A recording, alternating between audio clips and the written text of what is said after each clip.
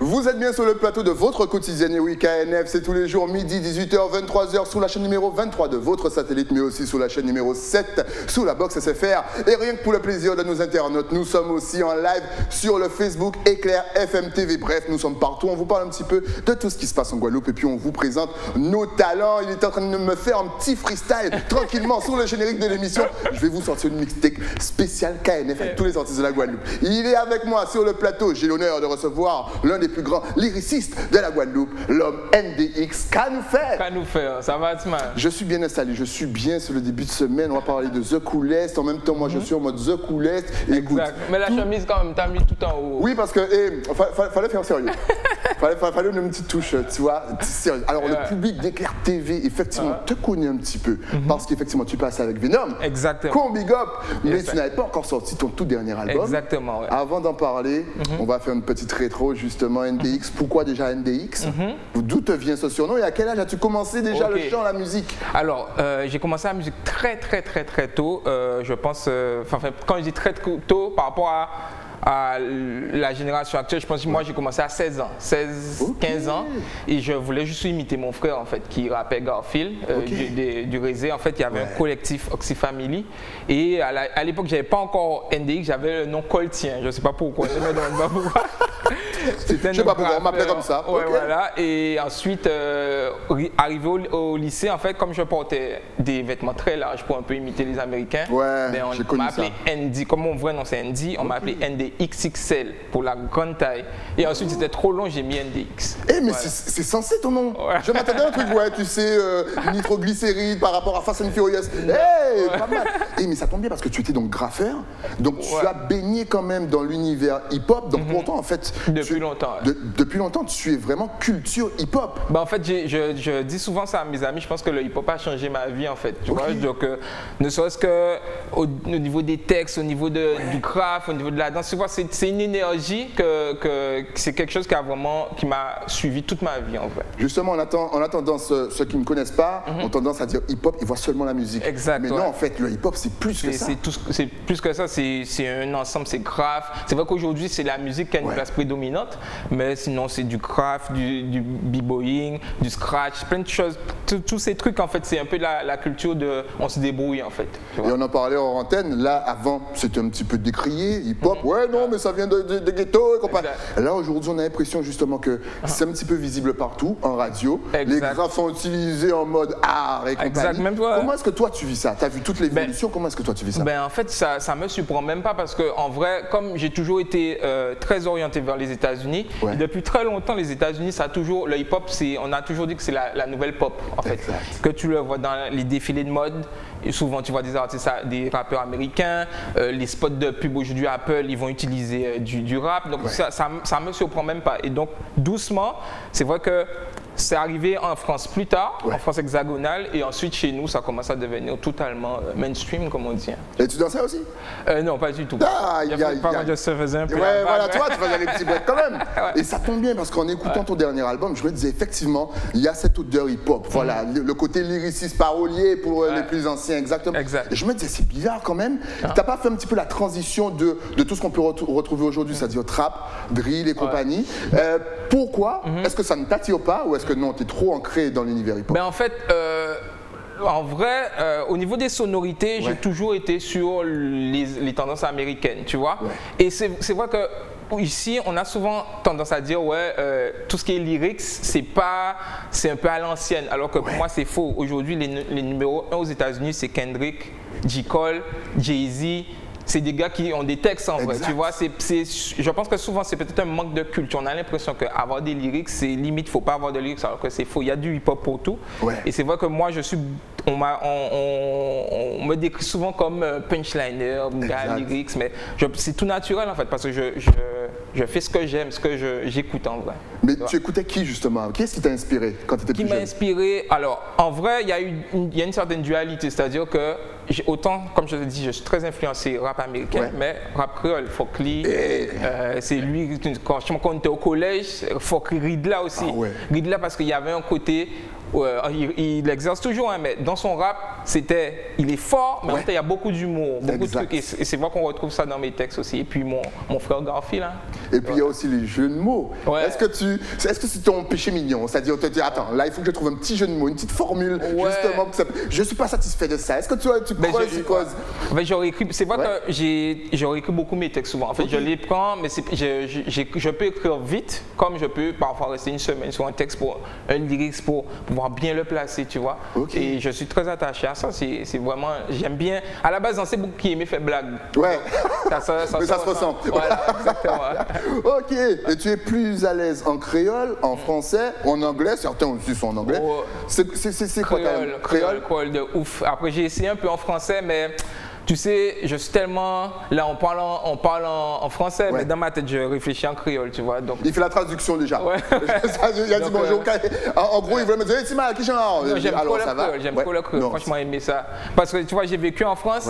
Et tu sais, le fait d'entendre. Tu vois, quand tu vis en France et tout, et le fait de voir des Antillais, de parler créole français, c'est tellement chaleureux, Tima. En plus, tu vois beaucoup de créoles là-bas. Parce qu'effectivement, tu es en France, donc il y a les Martiniquais, il y a les Guyanais, il y a les Réunionnais. Est-ce que justement, tu arrives à un petit peu d'autres créoles? Non. En fait, après, je suis martiniquais à moitié. En fait, ma mère est martiniquaise, j'ai vécu en Martinique. Donc c'est vrai. Salut la Martinique.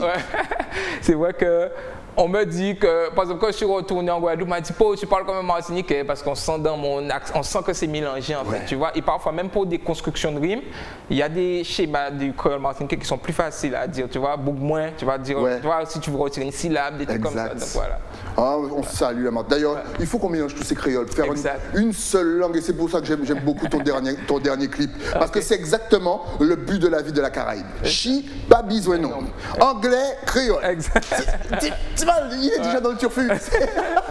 C'est excellent. Donc on va parler forcément de The Coolest. Qui peut-on retrouver sous l'album? Alors, déjà, j'espère ne pas. Les gars, si j'oublie un nom, c'est que je suis un peu trop dit. Alors, il y a A.T., Raifé, Nerka, Too Much, Rachel Allison, Debouya, Kid MC, Kid Disco, Geno, Point de Mike, et je crois que j'ai oublié personne. Non, il a oublié personne, c'est bon. 12 morceaux. Il n'y a pas de morceaux cachés. Lorsqu'on achète le CD, tu sais, il y a un petit bonus track. Il n'y a pas de morceaux cachés, mais il y a des morceaux qui sont au studio qu'on va balancer, que j'ai gardé. Je ne voulais pas tout envoyer d'un coup.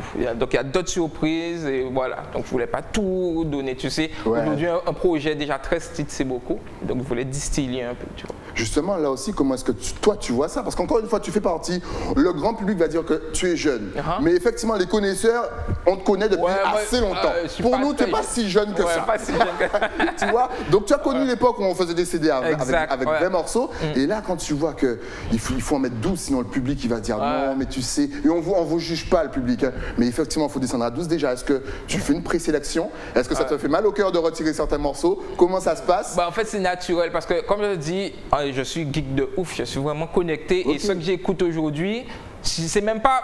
Aujourd'hui, j'ai pas la pression du public parce qu'en fait, je me fais plaisir. C'est pas mon métier, c'est vraiment un truc que je fais par plaisir. Et je suis très connecté avec tout ce qui est tendance, hein, le rap que j'écoute. Et naturellement, on se penche vers ce qu'on écoute. Et c'est vrai qu'aujourd'hui, avec l'ère du streaming, où il y a énormément de projets, 18, 17 titres, c'est dur. C'est dur à écouter. Même pour moi, parfois, tu fais des trucs passer à la trappe. Et 12 titres, 13 titres, c'est vraiment le bon mélange. Quoi. Donc, c'est comme ça. Le reste sera un single, rien que pour vous. Donc, restez connectés. On parlait des featuring, justement. On se rend compte déjà dans les noms que là encore, tu as pris des lyricistes. Là encore, tu as pris des gars qui sont très poussés vers le hip-hop. Tu as pris Point de Mike, tu as pris Debouya. On vous rappelle quand même que le featuring Debouya, Rachel Allison, NDX, c'est dans un seul morceau. Oui, ce morceau existe. Là encore, est-ce que comment se sont fait ces choix? C'est mes copains, c'est des amis. Hein, la valse d'abord. Depuis le temps qu'on rappe, on se connaît, on s'est déjà croisés. Ponder, à la base, il est de Grand quand je suis de Rézé, on se connaît très bien. Geno aussi. Ces messieurs sont déjà venus chez moi, on se coupait les cheveux à la maison. C'est des copains, tu vois. Débrouillard, c'est mon premier, on va dire, clip, c'était avec lui. On s'est déjà check beaucoup, on a déjà fait des prestations. Rachel Allison, on se connaît. Tu vois, Raifé aussi, c'est un gars, déjà quand il avait débuté, on devait faire un feat, on n'a pas fait. Donc franchement, en vrai, c'est les copains, tu vois. Donc c'est de ouf. En plus, c'est pas à cause de Débrouillard, de toi qu'on se met à dire yes sir partout? Ouais. Ah, oui, parce que les gars, vous croyez que vous êtes arrivé avec yes sir, genre comme si vous avez... c'est eux, les deux. On salue. Ça, c'était une bonne époque. Donc big up Moody Mike aussi, bien entendu, au passage. Puis faites-vous plaisir, allez sur YouTube et puis vous retapez le nom et puis vous partagez, vous likez. Alors The Coolest, pourquoi avoir choisi déjà ce nom? The Coolest, alors en vrai... Signification pour nos plus anciens qui ne parlent peut-être pas créole, et pour nos plus jeunes qui ne parlent pas encore. Le plus cool. Parce qu'en fait, j'étais dans une optique où j'avais arrêté la musique un moment parce que faute de temps, faute de motivation, j'étais passé peut-être... Ça m'intéressait plus trop et puis je suis retombé dans la marmite et je me suis dit cette fois-ci je vais leur prendre à la cool, tu vois, sans pression, comme je te dis, pas de pression du public.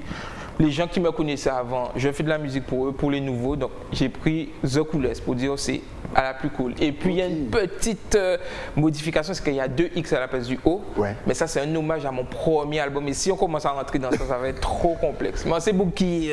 Ouais, tu réfléchis beaucoup. Ouais, encore réfléchir en l'eau. Je l'imagine en train d'écrire ses lyrics. Non, c'est pas bon, c'est pas bon. C'est dingue. Et la voix, parce que là tu as une voix, c'est vrai, à peu près grave, mais c'est vrai que lorsque tu chantes vraiment en fait, tu es un chanteur.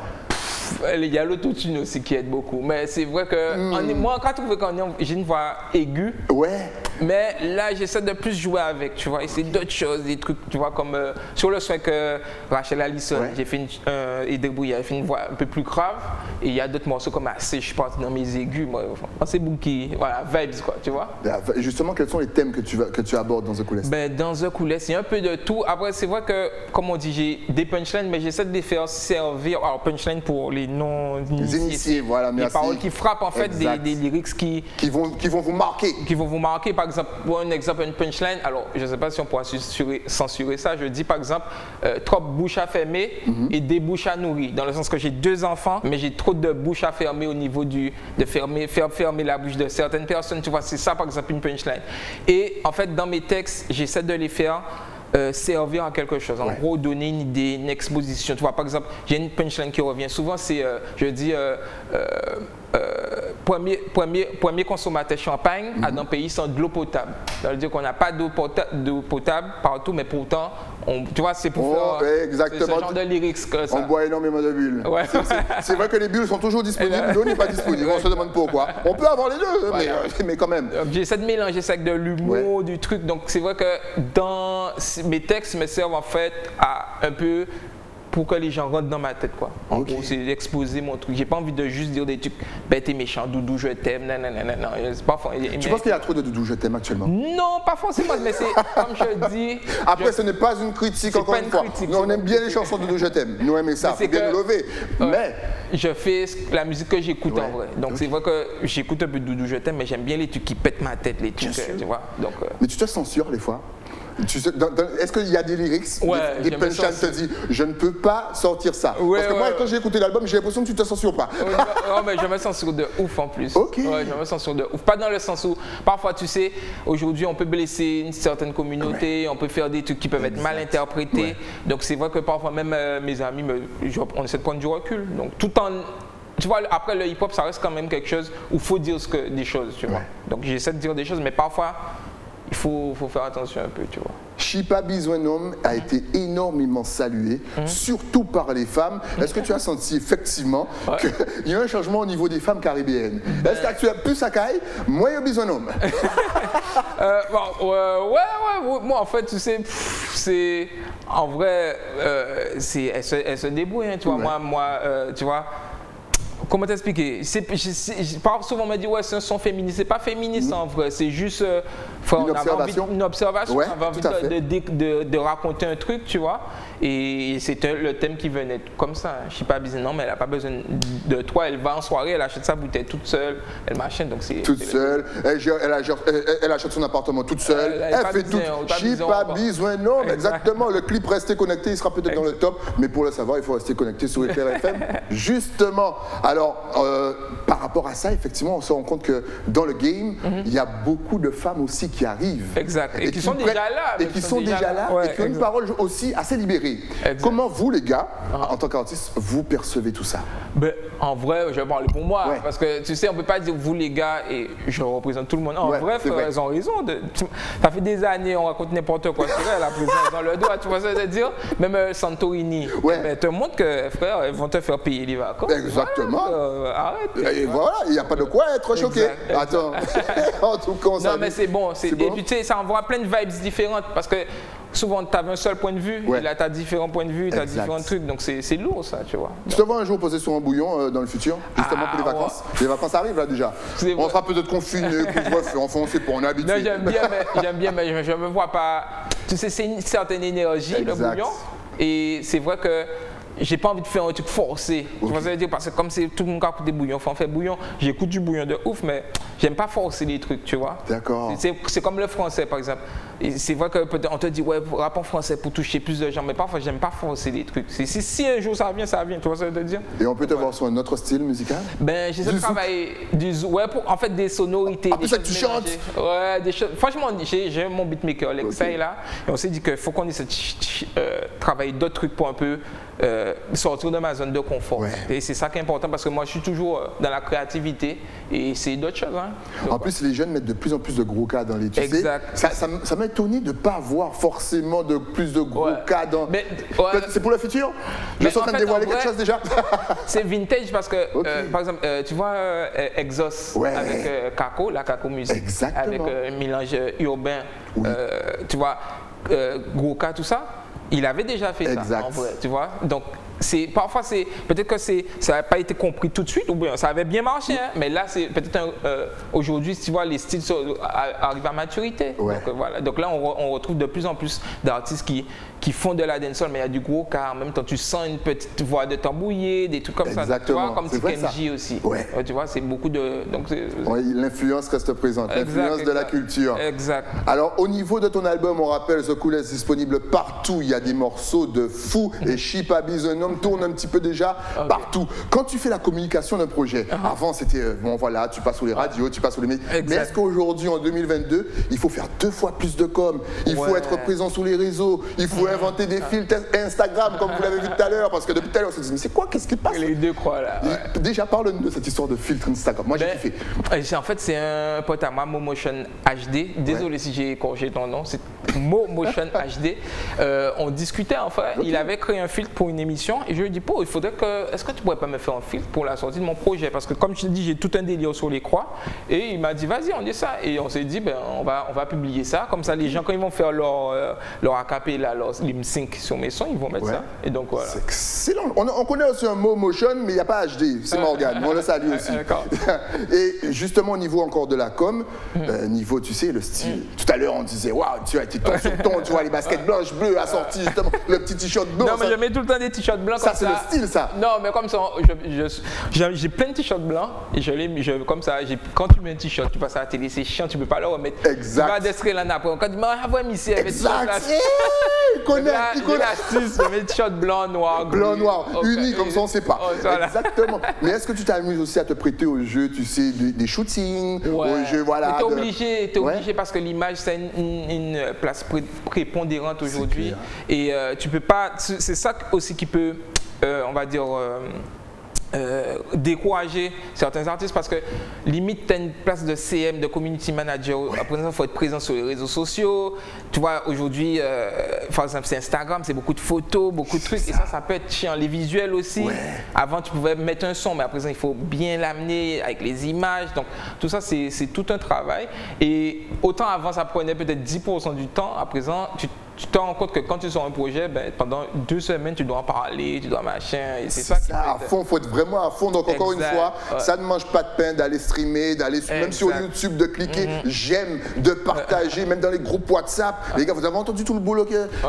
Mais après, c'est que du plaisir en vrai, parce que comme je suis très connecté en règle générale, donc on va dire que j'aime bien ça. Après, c'est vrai que le côté image, ça peut être un peu galère, mais bon, après j'aime bien. Tout le filtre Instagram, pour moi, c'est vraiment un délire. On s'est dit, on va essayer ça. Non, bien joué. Exactement. Franchement, les gars, bien joué. N'hésitez pas à aller vous amuser. C'est créatif, on aime ça.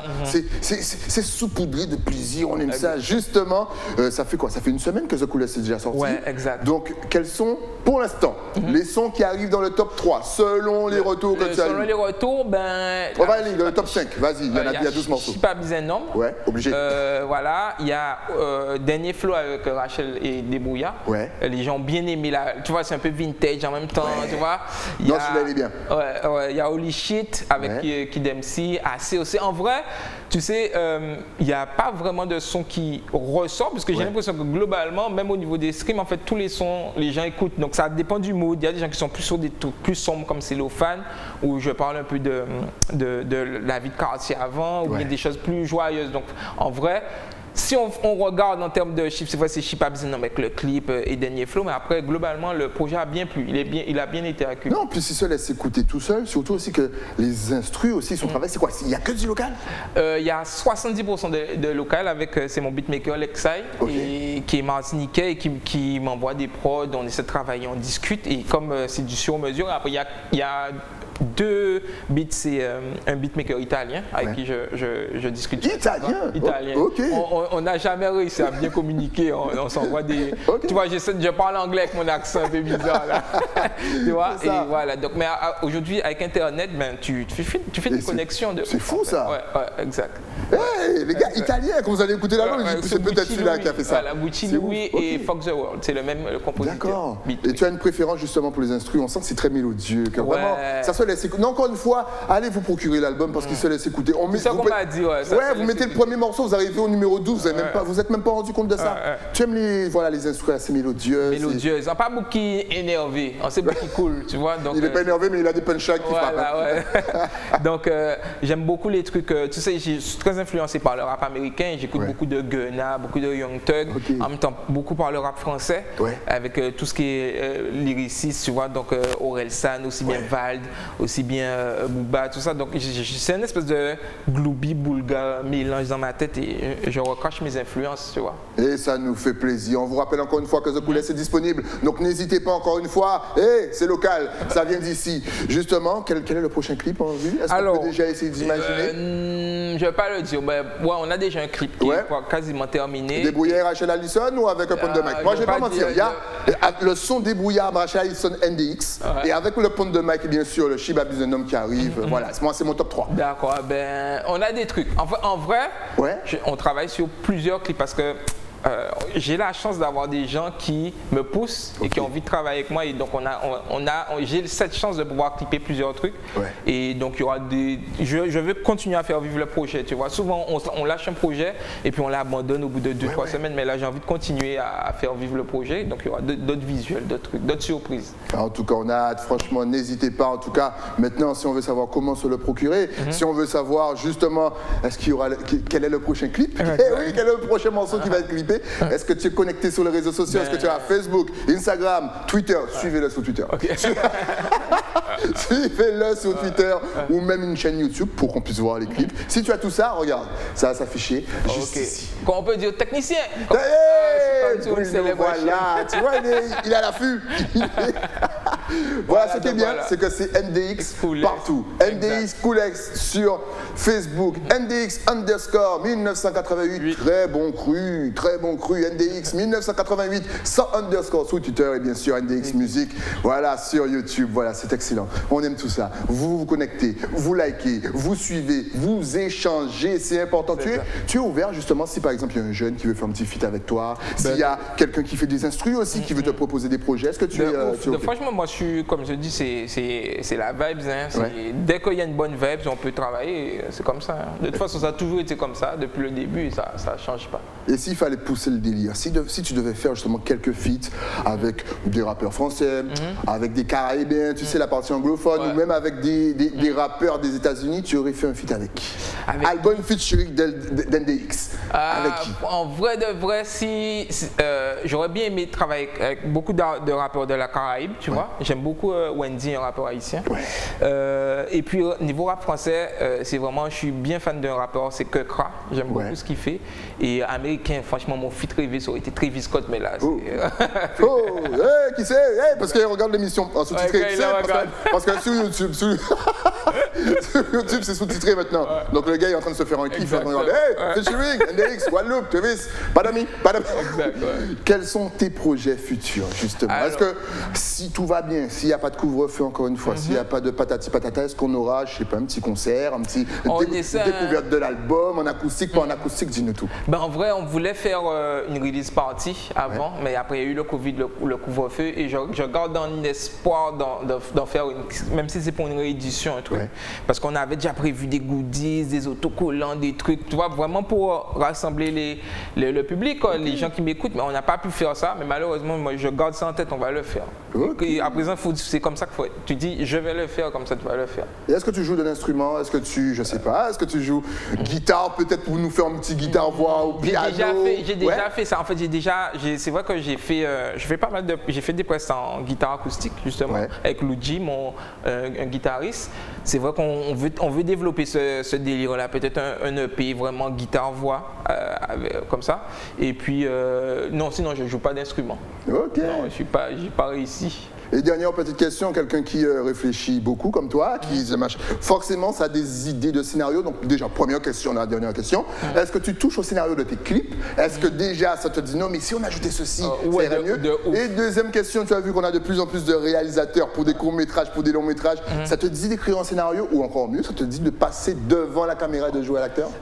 Au niveau des clips, je participe beaucoup, ne serait-ce que dans l'écriture, dans les idées. Après, je laisse le réalisateur faire, mais c'est vrai que limite parfois je leur fais un peu chier, j'essaie de dire allez on fait ça. Comme il y a un clip là qu'on va faire, j'ai dit au réalisateur je veux ce plan là. Donc tu vois, je participe beaucoup parce que j'aime beaucoup la création, l'étape de création artistique. Et au niveau des scénarios, j'aurais aimé, parce qu'en fait à la base je fais aussi pas mal de dessins, j'ai déjà fait des petits dessins animés et c'est un truc que peut-être quand je vais arrêter la musique je vais continuer à faire des trucs comme ça parce que je pense que j'ai besoin de deux crânes parce que j'ai de la création, j'ai un taf et un qui est tout le temps en train de pop, tu vois. Donc, et c'est fou ça, il a besoin de deux crânes. Mais tu as fait déjà des dessins animés, c'est bien. J'ai déjà fait, en fait après dans nos termes je suis un peu choker pour l'instant, mais il y a un truc qui va sortir bientôt, vous allez voir, il y a des petits trucs. C'est dessin animé ou c'est manga? Dessin animé, non, des dessins animés. Après tu vois, je joue un peu dedans, tu vois. Et ça nous manque ça aussi, un petit dessin animé, représentation encore une fois, bien entendu, nous voir, c'est excellent. En tout cas, merci d'être passé sur le plateau pour nous présenter The Coolest. Et on vous rappelle que c'est disponible partout. Il y a des featuring de ouf et il y a 12 morceaux, ça se laisse écouter tout seul. Franchement, c'est frais. Si justement tu avais un tout dernier message à faire passer à la Guadeloupe, la Martinique, la Réunion, même si c'est loin, la Guyane, Saint-Martin, Saint-Vincent, Haïti, Dominique, Jamaïque, Barbade, The VI, Virgin Island, bien sûr, ils nous regardent, c'est sous-titré sur YouTube. Vas-y, la caméra est juste. Big up toute la Caraïbe, big up tous les gens qui ont streamé The Coolest, big up à tous les gens qui n'ont pas encore streamé The Coolest et qui vont streamer après cette émission. Merci beaucoup pour le love et style. Merci beaucoup sur Éclair TV. C'est toujours un plaisir. On va juste finir parce qu'à chaque fois on vous rappelle l'importance. Peux-tu nous dire l'importance de streamer? Parce que tu sais, c'est pas qu'ils ne veulent pas, c'est que souvent les gens, le public ne sait pas en fait. Pour moi en fait aujourd'hui il y a une possibilité d'avoir un écosystème antillais pour que les artistes, pour qu'ils puissent mieux vivre de la musique. Il y a déjà les prestations, il y a déjà tout ce qui est SACEM. Et le streaming peut rajouter du beurre dans les épinards, tu vois. Donc aujourd'hui, un album comme celui d'Admiralty, mais quand tu continues à le streamer, il continue à toucher de l'argent, il continue à machin. Donc c'est important en fait ne serait-ce que pour l'économie, pour que vous artistes aillent un peu plus loin, de continuer à les soutenir. Donc comme on n'achète plus de CD, vous pouvez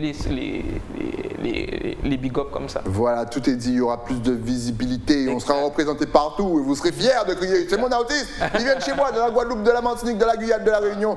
En tout cas, merci à toi, longue vie à The Coolest, on attend le prochain clip et dès qu'il y a une nouveauté, tu repasses sur le plateau. puis on en parle tranquillement. Ok, carré. Nous, on se retrouve bien entendu avec un nouvel invité, mais ça après quoi? Après la pub. À tout de suite.